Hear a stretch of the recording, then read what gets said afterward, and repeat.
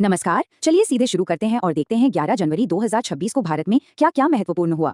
तो शुरुआत करते हैं इस नंबर से, लगभग 6.6%। अब ये नंबर इतना खास क्यों है और दुनिया की एक सबसे बड़ी इकोनॉमी के लिए इसका मतलब क्या है, इसी पर बात करते हैं। तो सबसे पहले बात करते हैं भारत के इकोनॉमिक मोमेंटम की, क्योंकि जैसा कि कहा जा रहा है इसे ग्लोबल ग्रोथ का इंजन माना जा रहा है।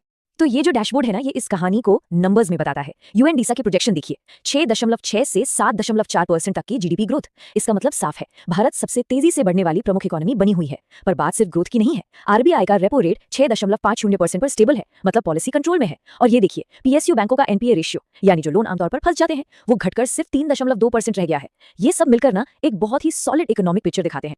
अच्छा, अब ये जो ग्रोथ है ये हो कैसे रही है, इसके पीछे रियल वर्ल्ड में क्या चल रहा है। देखिए, दो एग्जांपल्स हैं। पहला, अकासा एयर अब आयाटा की मेंबर बन गई है। ये एक बड़ी बात है। इससे अकासा एयर दुनिया भर की दूसरी एयरलाइंस के साथ आसानी से काम कर पाएगी, जिससे पूरा भारतीय एविएशन सेक्टर और स्ट्रांग होगा। दूसरा, स्काइडो को आरबीआई से क्रॉस बॉर्डर पेमेंट्स का लाइसेंस मिल गया है। इससे क्या होगा, जो हमारे एमएसएमईज हैं यानी छोटे बिजनेस, उनके लिए इंटरनेशनल ट्रेड करना, पैसा भेजना और लेना बहुत आसान हो जाएगा। ये एक तरह से इकोनॉमी को ग्रॉस रूट लेवल पर बूस्ट करता है। तो इकोनॉमी की बात तो हो गई, लेकिन भारत की कहानी सिर्फ नंबर्स तक सीमित नहीं है। अब जरा कल्चर और नॉलेज की दुनिया में चलते हैं, जिसे हम भारत की सॉफ्ट पावर भी कहते हैं। तो 10 जनवरी का दिन काफी अहम था। एक साथ दो बड़े इवेंट्स हुए। एक तरफ था विश्व हिंदी दिवस, जिसका मकसद है हिंदी को पूरी दुनिया में प्रमोट करना। ये 1975 के पहले विश्व हिंदी सम्मेलन की याद में मनाया जाता है। और दूसरी तरफ शुरू हुआ नई दिल्ली विश्व पुस्तक मेला, लिटरेचर और रीडिंग को सेलिब्रेट करने वाला एक बहुत बड़ा इंटरनेशनल इवेंट। इस साल का बुक फेयर, जो कि 53वां एडिशन है, दिल्ली के भारत मंडपम में हो रहा है। इसकी थीम भी काफी इंटरेस्टिंग है, Indian military history, valour and wisdom at 75। लेकिन जो सबसे खास बात है ना, वो ये है कि इस बार पहली बार सबके लिए एंट्री बिल्कुल फ्री है, ताकि ज्यादा से ज्यादा लोग, खासकर स्टूडेंट्स, इसका फायदा उठा सके। ओके, तो कल्चर से अब शिफ्ट करते हैं टेक और इंफ्रास्ट्रक्चर की तरफ। चलिए देखते हैं कि मॉडर्नाइजेशन की इस रेस में भारत कितनी तेजी से आगे बढ़ रहा है। अब बात करते हैं कंप्यूटिंग पावर की।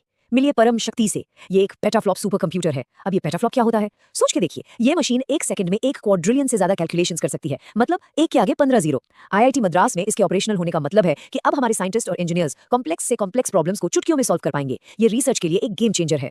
अब आते हैं रिन्यूएबल एनर्जी पर। यहाँ भी भारत ने एक बड़ा माइलस्टोन अचीव किया है। देश की टोटल सोलर एनर्जी कैपेसिटी अब 82 गीगावाट के पार चली गई है, और इसमें लीड कर रहे हैं राजस्थान, गुजरात और कर्नाटक जैसे स्टेट्स। ये सच में एक जबरदस्त अचीवमेंट है।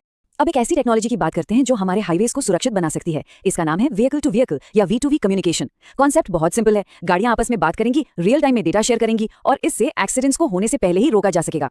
टारगेट यह है कि 2026 के एंड तक इसे पूरे देश में रोल आउट कर दिया जाए। और इंफ्रास्ट्रक्चर डेवलपमेंट की लिस्ट यही खत्म नहीं होती। अरुणाचल प्रदेश में 1720 मेगावाट के कमला हाइड्रो इलेक्ट्रिक प्रोजेक्ट को मंजूरी मिल गई है। साथ ही पुणे और नागपुर के लिए मेट्रो, नियो और लाइट प्रोजेक्ट्स के लिए 2300 करोड़ रुपए सैंक्शन किए गए हैं। तो एनर्जी से लेकर ट्रांसपोर्ट तक हर तरफ काम तेजी से चल रहा है। चलिए अब एक बहुत ही जरूरी टॉपिक पर आते हैं, नेशनल सिक्योरिटी, और बात करेंगे उन नए टूल्स की जो इन नए खतरों से लड़ने के लिए बनाए जा रहे हैं।